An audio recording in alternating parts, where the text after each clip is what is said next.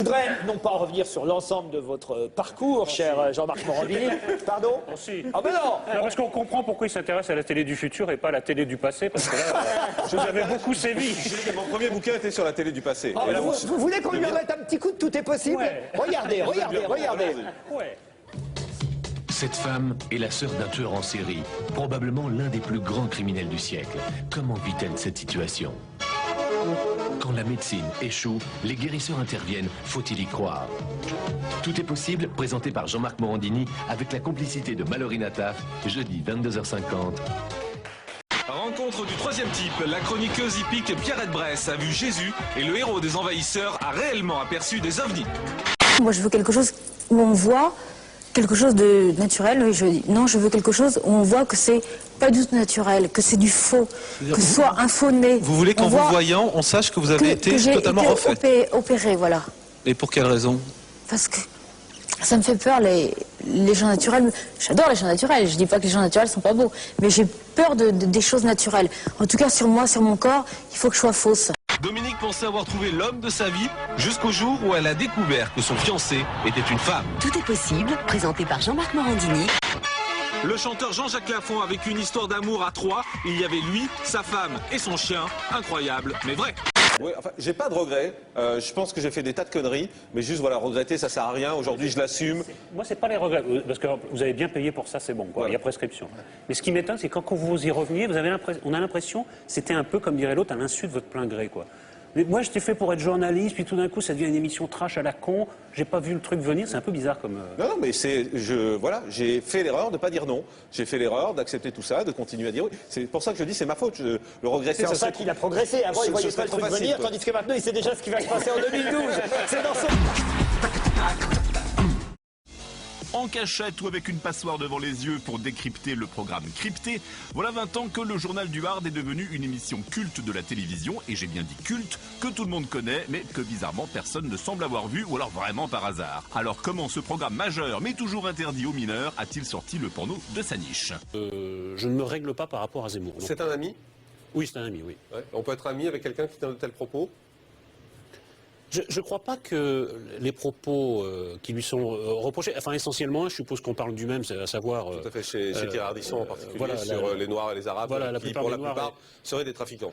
Non, mais ce qui est vrai, et tout à coup les gens devant leur télé se disent de toute façon ils ne poseront jamais la vraie question. C'est la raison pour laquelle vous donnez la parole aux auditeurs sur Europe le midi. Oui, tout à fait. C'est pour ça, non, mais c'est pour ça que moi j'essaie de créer ça. Mais en revanche, je pense qu'il ne faut pas laisser champ libre aux auditeurs. Je pense que c'est pas aux auditeurs, contrairement à ce que je prévois, qui doivent faire l'information. Je pense que le journaliste est là pour faire l'information et l'auditeur peut arriver par derrière juste pour donner son avis dessus. Commenter. Et c'est important. Jo, bonjour. Bonjour. Jo, 27 ans, étudiant aussi. Allez-y. Oui, bonjour Jean-Marc Morandini, bonjour Thierry Ardisson. Allez-y. Alors, suite à ce qu'a dit Jean, moi j'ai envie d'aborder un peu ce sujet, parce que j'ai lu attentivement votre livre. Vous l'avez lu déjà? Comment? Vous l'avez déjà lu? Ah bah oui, je l'ai demandé à l'éditeur et je pense que tout le monde peut le faire. Et en fait, vous écrivez notamment dedans que vous avez plagié 6 pages pour faire votre livre Pondichéry. Ouais. Alors moi j'ai 2 questions. C'est parce qu'en 94, vous déclariez dans François que vous aviez piqué... Écoutez, alors je vais vous dire un truc. On va pas. Alors là, je vais vous dire. Si, moi ça m'intéresse. Moi, ça m'intéresse pas. C'est-à-dire qu'à un moment, si vous voulez, je vais pas expier toute ma vie. Non, c'est pas la question. Vous en parlez dans votre livre. Je vais pas expier toute ma vie cette histoire. Je suis venu à Europe 1 en parler quand ça s'est passé. Je vais pas passer ma vie à parler de ça. Il y a des tas de gens. Occupez-vous des tas de gens qui copient des livres toute la journée. Et on va pas remettre le couvert avec ça, si vous voulez. Je ne répondrai pas à cette question. Bon, laissez-moi la poser alors. C'est qu'en 94, vous disiez dans François que vous aviez piqué 70 lignes, ce qui fait 2 pages et non 6, comme vous dites aujourd'hui. Et par ailleurs, j'ai envoyé avant-hier un communiqué à toute la presse pour que tout le monde en parle, évidemment. Je sais, vous êtes un ami, monsieur, vous êtes un ami de Dieudonné. Votre site, c'est le site de Dieudonné. Et Dieudonné, je vais torcher la gueule à la télé parce que c'est un antisémite. Et si vous voulez, j'ai bien compris que c'était l'action des amis de Dieudonné, parce que je lui ai fermé sa gueule à la télévision, et j'ai eu raison, parce qu'on peut défendre les Noirs, comme je l'ai fait la semaine dernière, sans taper sur les Juifs. Et donc, si vous voulez, j'ai vu ça sur Internet. Vous racontez ce que vous voulez. Moi, je ne discute pas avec des antisémites, monsieur. On va poser ma question. Non, mais alors, on va, Non, je ne parle plus, à voilà. partir du moment où il y a de toute façon avec que Thierry ne veut pas vous répondre, je Non, pense que ça ne je sert ne pas à discute grand-chose pas avec les antisémites. de poser la question. Avec les, pardon Antisémites. Ah, très bien. Donc, vous êtes prêt à un procès, alors, parce que moi, si j'ai tort... À partir du moment... Ok, attaquez-moi au tribunal. Okay. À partir du moment où de toute façon Thierry Ardisson ne va pas répondre, je pense que vous avez dit ce que vous souhaitiez et ça sert à rien. Voilà. Donc, à la limite, s'il y a un procès à faire, vous le ferez derrière. Vous faites un procès si vous voulez. Avec Maintenant, Jean-Marc Morandini. J'accueille maintenant Jean-Marc Morandini.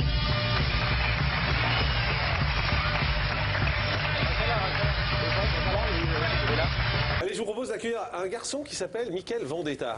Je ne sais pas si vous en avez entendu parler. Ça buzz beaucoup, comme on dit aujourd'hui sur Internet, sur ce garçon. Vous allez le voir, c'est un cas un peu particulier. Ah oui. Vous l'avez réservé. On vous l'a réservé pour vous. On s'est dit que vous feriez un bon mélange tous les deux. Okay, le voici, on l'accueille. Voici Mickaël Vendetta sur ce plateau. Bonsoir, Mickaël. Maintenant, un invité surprise. On vous a dit qu'on allait recevoir quelqu'un dans cette émission qui a fait sa première télé chez nous. C'était le 21 octobre 2008. Et après cette télé, eh bien, il est passé partout sur quasiment toutes les chaînes, sur tous les plateaux. De qui s'agit-il? Il s'agit de Mickaël Vendetta. Bonsoir.